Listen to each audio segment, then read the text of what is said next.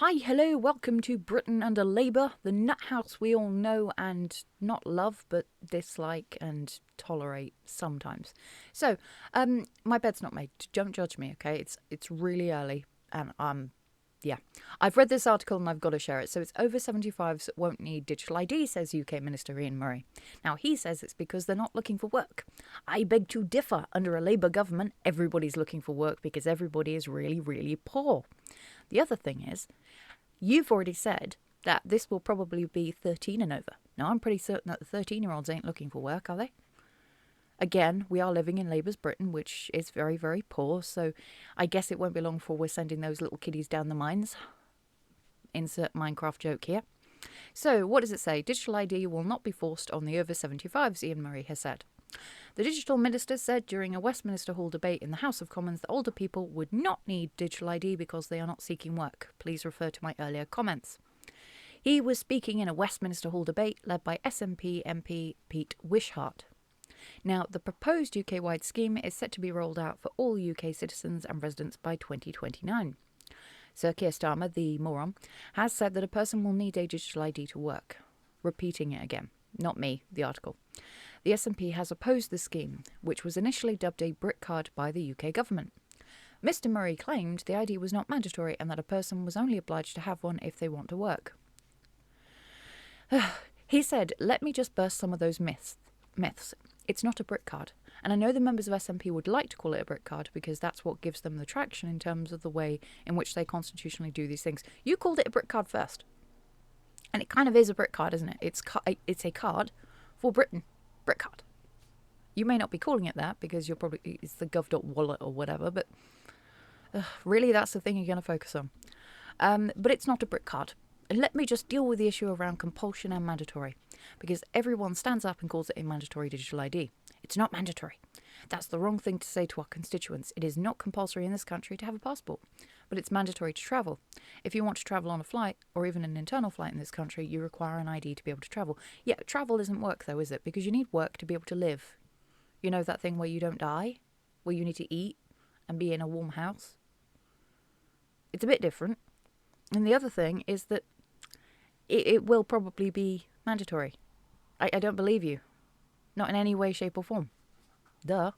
So it's not compulsory to hold a passport, but it is mandatory to use it for travel.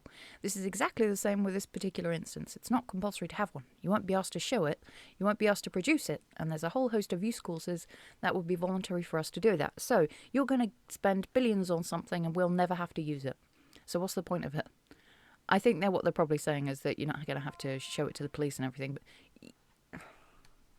you will eventually. Checkpoint Keir. SNP MP Graham Ledbetter said, the Prime Minister said it was mandatory if people wanted to work in the UK. So every single person who wants to work in the UK is mandatory. Yeah, that's another thing as well. Do they think that Britain is back like in the 70s where like the women stayed at home and just the men went to work? Because that's not the way Britain is. The majority of Britons, if you have like, let's say, 2 adults in the household, both of those have to work to keep household going. Very rarely can you find ways around being able to afford one of you staying home these days. So it is mandatory. Stop saying it's not. You're just lying. Is that not pretty much a compulsory ID card?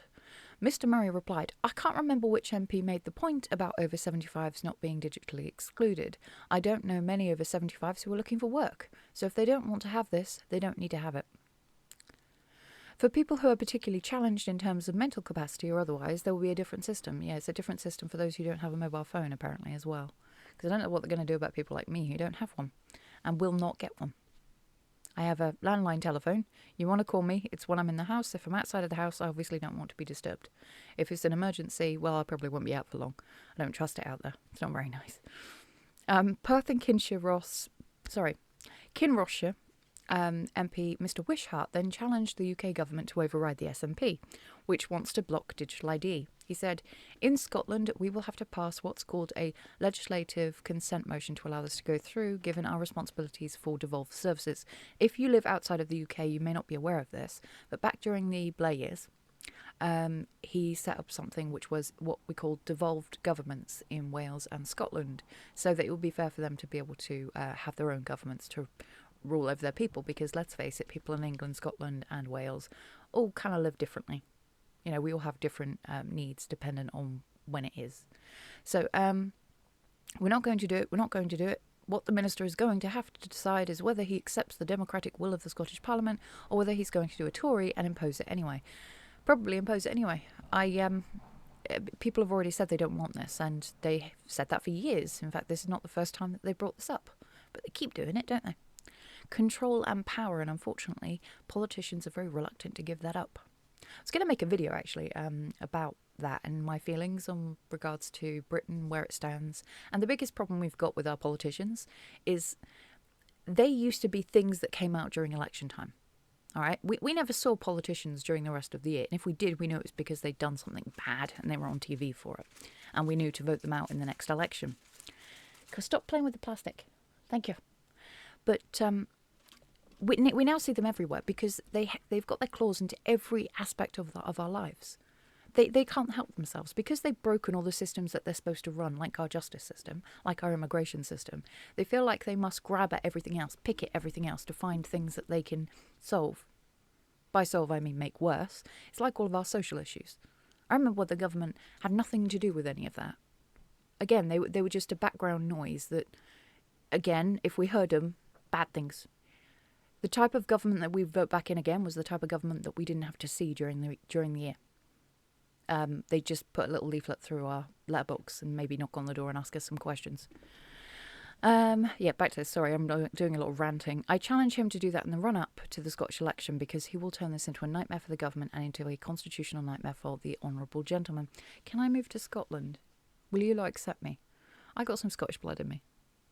I've got a bit of everything in me, to be perfectly honest. I am what my husband refers to as Eurotrash. Literally a bit of everything. Even American. My genetics is it's a jumbled mess. It's a bull pit, as I think most of us is these days. Oh, my hair was doing something weird. Fun. I'm going to leave this video here. It's just stupid. Again, just mandatory for work, but 13-year-olds will need it. Do they really intend to send them back down the mines? Maybe we could start that as a conspiracy theory. We could probably do with it these days in families. Like I said, we're all doing really, really poorly. Grocery bills are really high. Energy prices are sky high. I mean, the reason for that is we've sold all of our energy infrastructure to other countries, China especially. What else is high? Most people, because it's the only way to deal with things at the moment. Right then, I'm going to leave this video here, as I said. Everybody take care, have a lovely day, and I shall see you all in the next video. Mwah! Bye-bye.